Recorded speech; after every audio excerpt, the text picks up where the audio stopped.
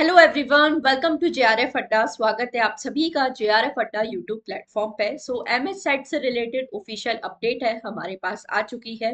बहुत सारे जगह स्टूडेंट्स के बार बार यही मैसेज आ रहे थे कि कब से एप्लीकेशन फॉर्म स्टार्ट होंगे, कब क्या होने वाला है। तो अभी तक कोई ऑफिशियल नोटिस नहीं आया था, बट अब हमारे पास ऑफिशियल नोटिस आ चुका है। तो उसी बेसिस पे मैं आपके लिए वीडियो बना रही हूँ कि कब आपकी एप्लीकेशन डेट्स हैं वो स्टार्ट होंगी, कब से आप अपना ये जो ऑनलाइन एप्लीकेशन है कर सकते हो, एग्जामिनेशन फीस क्या होने वाला है, एग्जामिनेशन डेट क्या है, और सबसे इंपॉर्टेंट एलिजिबिलिटी क्राइटेरिया क्या है। इसमें कुछ इंपॉर्टेंट चीजें हैं जो स्पेसिफिकली आपको एमएस सेट में बताई गई है। जो 40th एमएस सेट हमारा होने वाला है, इससे रिलेटेड सारे डिस्कशन हम लोग इस वीडियो में करने वाले हैं। तो जरूर वीडियो को लास्ट तक देखिए, सारे डाउट्स हैं आपके आज के इस वीडियो में सॉल्व होने वाले हैं। तो मुझे अगर आप पहली बार देख रहे हैं तो मेरा नाम जूही जैन है। इस चैनल पर regularly UGC net set examination से रिलेटेड जो भी अपडेट्स हैं, क्लासेस हैं, मैं आपके लिए लेकर आती हूँ। तो पेपर वन जनरल पेपर की क्लासेस भी मैं यहाँ लेती हूँ, एंड पेपर टू मेरा सोशोलॉजी है। तो दोनों ही सब्जेक्ट्स की क्लासेस के लिए आप मेरे साथ यहाँ पर जुड़ सकते हैं। कोर्सेज भी यहाँ पर ऑलरेडी चलते हैं। अगर आप यूजीसी नेट के लिए सेट एग्जामिनेशन के लिए अगर आप तैयारी करना चाहते हैं तो पेपर वन की क्लासेस को भी आप ज्वाइन कर सकते हैं, जिसमें आपको कंप्लीट लाइव क्लासेस मिलती हैं। सेट एग्जामिनेशन से रिलेटेड भी कंप्लीट गाइडेंस मिलता है, हैंडबुक आपको मिलती है, पीवाईक्यूज, मॉक टेस्ट और कंप्लीट स्टडी प्लानर आपको मिल जाता है। तो आप इसके लिए भी हमारे कोर्स को, प्रीमियम कोर्स को ज्वाइन कर सकते हैं। और ये सभी डिफरेंट पेपर टू भी यहाँ पर अवेलेबल है। तो अगर आप इन सब्जेक्ट्स में से किसी की भी तैयारी हमारे साथ करना चाहते हैं तो बिल्कुल प्रीमियम कोर्स को ज्वाइन कर सकते हैं। कोई भी आपको क्वेरी है, कोई भी आपको कंफ्यूजन है इस कोर्सेज से रिलेटेड, तो ज़रूर हमारी काउंसलिंग टीम को कॉल करिए। कंप्लीट गाइडेंस है, सपोर्ट है, आपको यहाँ पर मिल जाता है। इसके अलावा ऑफलाइन क्लासेस भी हमारी चलती हैं जयपुर में, तो इनको भी आप लोग ज़रूर विजिट करिए। यहाँ पर भी आप बढ़िया तरीके से पेपर वन की अच्छे से तैयारी कर सकते हैं। चलिए, तो हम लोग आ जाते हैं अपने ऑफिशियल नोटिस पे, जहां हम लोग बात करने वाले हैं कि क्या आपके एप्लीकेशन डेट होने वाले हैं। तो ये जो नोटिस है अभी रिसेंटली ही आपका रिलीज किया गया है एमएच सेट, मतलब महाराष्ट्र गवर्नमेंट द्वारा। अब ये आप लोग, आई होप आप सभी जानते हैं कि एमएच सेट जो है आपका महाराष्ट्र और गोवा में असिस्टेंट प्रोफेसर बनने के लिए एक एलिजिबिलिटी टेस्ट है, जो महाराष्ट्र एंड गोवा गवर्नमेंट द्वारा कराया जाता है। स्पेशली जो सावित्रीबाई फुले पुणे यूनिवर्सिटी है, ये आपका एमएस सेट कंडक्ट कराती है। तो जो 40th एमएस सेट है ये इस साल हमारा कंडक्ट होने वाला है। तो मैं डायरेक्टली यहाँ पर बात कर लेती हूँ। जो आपका 40th एमएस सेट है 15th ऑफ जून संडे को इस बार हमारा होने वाला है। तो ये एग्जामिनेशन डेट तो बहुत पहले ही रिलीज कर दी गई थी, तो ये आप सभी जानते ही हो।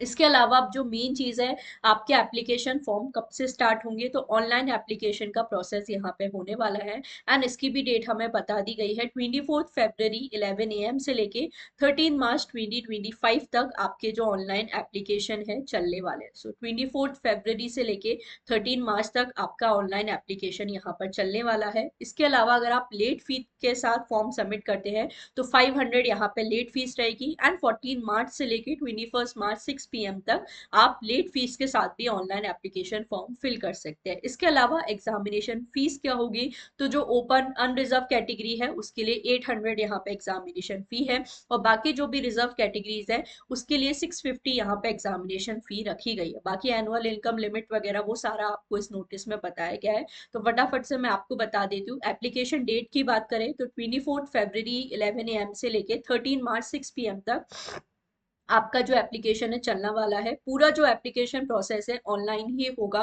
ध्यान रखना। तो आप ऑनलाइन पूरा ये जो फॉर्म फिलिंग का प्रोसेस है कर सकते हैं, ये आप लोग को ध्यान रखना है। और पीरियड मैंने आपको बताया, लेट फीस के साथ अगर आप करते हो तो 500 लेट फीस होगी, और लेट फीस के साथ आप 14 मार्च से लेके 14 मार्च 11 AM से लेके 21 मार्च 6 PM तक ये आपकी लेट फीस के साथ अप्लाई करने की एप्लीकेशन डेट है। तो ये पहली चीज है।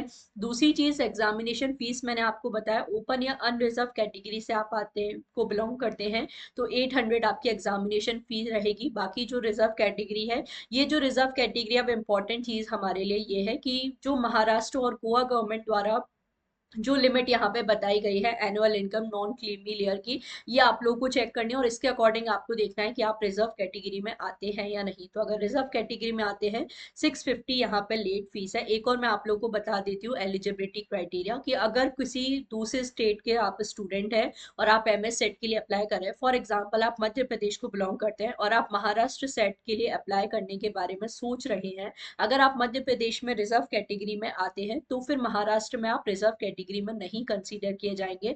महाराष्ट्र में आप जनरल या अनरिजर्व कैटेगरी के ही स्टूडेंट कंसीडर किए जाएंगे। महाराष्ट्र सेट में रिजर्व कैटेगरी में से वही लोग आएंगे जो महाराष्ट्र या गोवा गवर्नमेंट द्वारा रिजर्व कैटेगरी की कैटेगरी में आते हैं।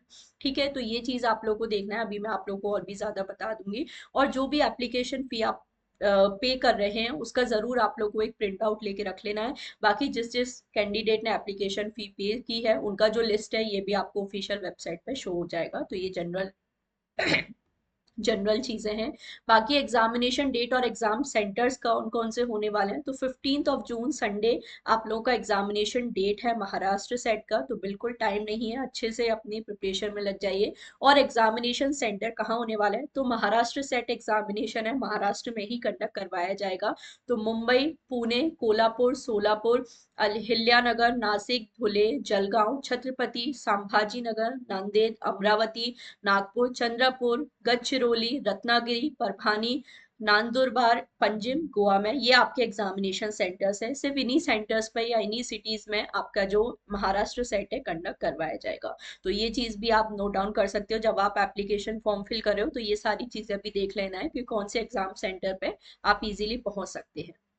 अब जो सबसे इंपॉर्टेंट चीज है, एलिजिबिलिटी क्राइटेरिया क्या है। एक जो कॉमन डाउट है स्टूडेंट के मन में आता है कि क्या हम अगर दूसरे स्टेट के रेजिडेंट हैं तो क्या हम महाराष्ट्र सेट के लिए अप्लाई कर सकते हैं। तो बिल्कुल आप किसी भी स्टेट के रेजिडेंट हो आप महाराष्ट्र सेट के लिए अप्लाई कर सकते हैं। बाकी जो एलिजिबिलिटी क्राइटेरिया है ये भी मैं आपको डिटेल में बता देती हूँ। सबसे पहले आपके पास एक मास्टर्स डिग्री होनी चाहिए उस सब्जेक्ट में जिसके लिए आप अप्लाई कर रहे हैं महाराष्ट्र सेट में।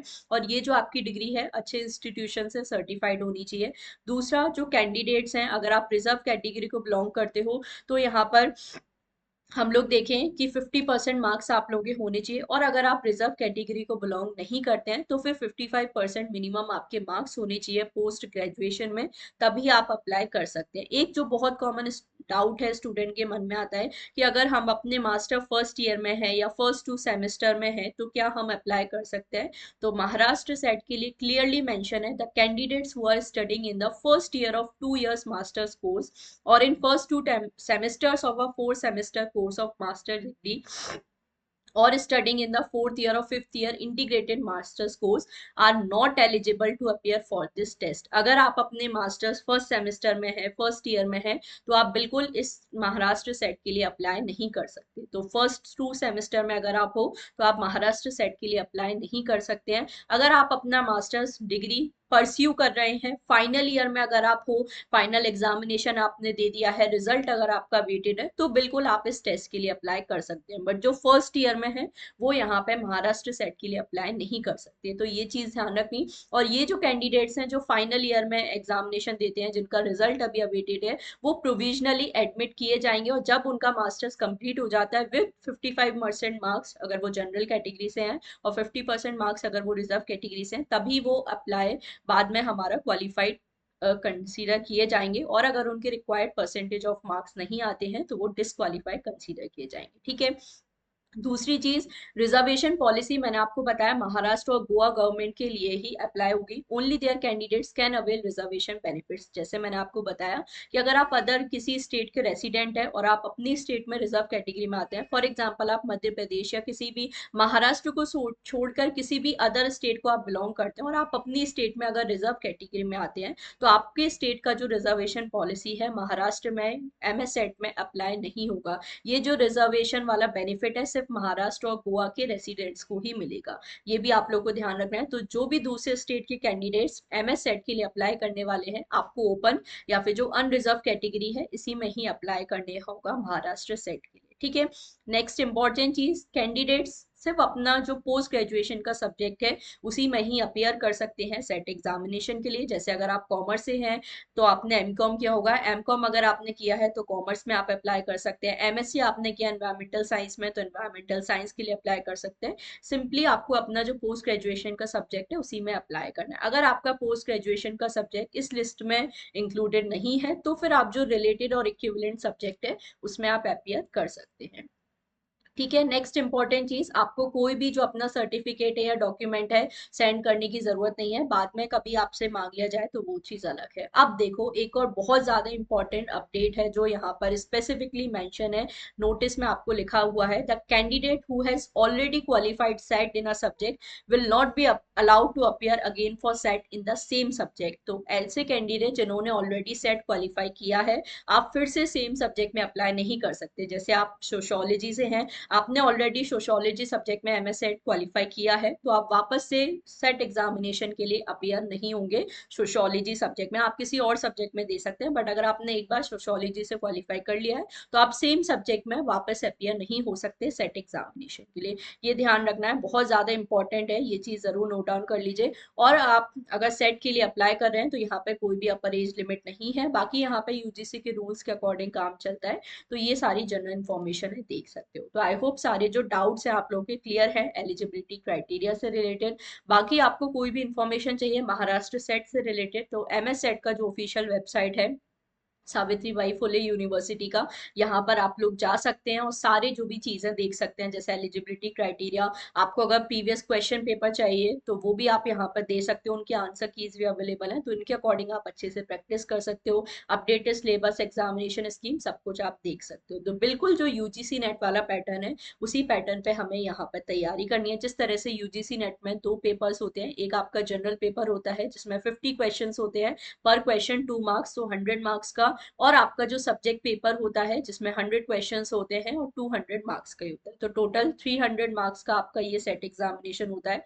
150 क्वेश्चंस यहाँ पे होते हैं।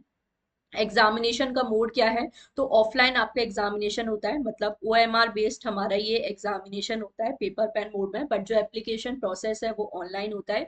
और दूसरा, बच्चों को लैंग्वेज से रिलेटेड भी कंफ्यूजन होता है कि क्या हिंदी इंग्लिश दोनों में यहाँ पे पेपर मिलेगा।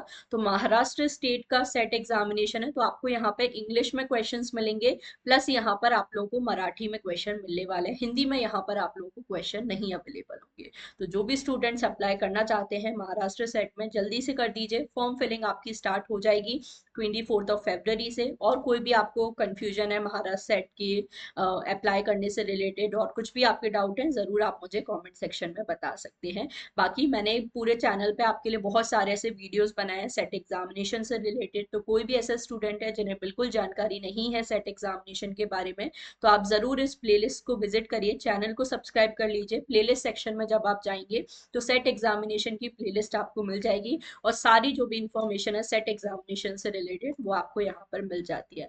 बाकी मैंने आपको बताया सेट एग्जामिनेशन के लिए अगर आप तैयारी करना चाहते हैं तो सेम यूजीसी नेट वाला ही सिलेबस हमें फॉलो करना है, सेम वही एग्जामिनेशन पैटर्न होता है। तो बिल्कुल आप उसके लिए हमारे प्रीमियम कोर्स को भी ज्वाइन कर सकते हैं, जिसमें ना सिर्फ यूजीसी नेट बल्कि सेट एग्जामिनेशन की भी आपको तैयारी कराई जाती है। तो जून में आपका यूजीसी नेट एग्जामिनेशन भी होने वाला है एंड जून में ही आपका महाराष्ट्र सेट एग्जामिनेशन भी होगा। तो आप दोनों एग्जाम के लिए बढ़िया तरीके से तैयारी कर सकते हैं। यूजीसी नेट का अगर आप क्वालिफाई कर लेते हैं, जेआरएफ आप क्वालिफाई कर लेते हैं, तो आपको फेलोशिप भी मिल जाएगा और सेट एग्जामिनेशन क्वालिफाई करके आप असिस्टेंट प्रोफेसर के लिए भी एलिजिबल हो जाएंगे महाराष्ट्र स्टेट में। तो बिल्कुल ये गोल्डन अपॉर्चुनिटी है, बिल्कुल भी इसे मिस आउट नहीं करना है। और कोई भी आपको डाउट है, हेल्प आपको चाहिए, कमेंट सेक्शन आपके लिए ओपन है, जरूर आप बता सकते हैं। वीडियो अच्छा लगा है, कुछ भी हेल्प अगर मिली है तो लाइक एंड शेयर जरूर कर देना है। चैनल को सब्सक्राइब कर लीजिए, फॉलो कर लीजिए, इसी तरह की इंपॉर्टेंट जो ऑफिशियल अपडेट है, इंपॉर्टेंट इन्फॉर्मेशन है, वो सभी मैं आपके लिए इस चैनल पर लेकर आती हूँ। तो see you all in the next video. Channel को सब्सक्राइब कर लेना, वीडियो को लाइक एंड शेयर कर देना। कोई भी डाउट है कमेंट सेक्शन में आप बता सकते हो। Thank you so much for watching.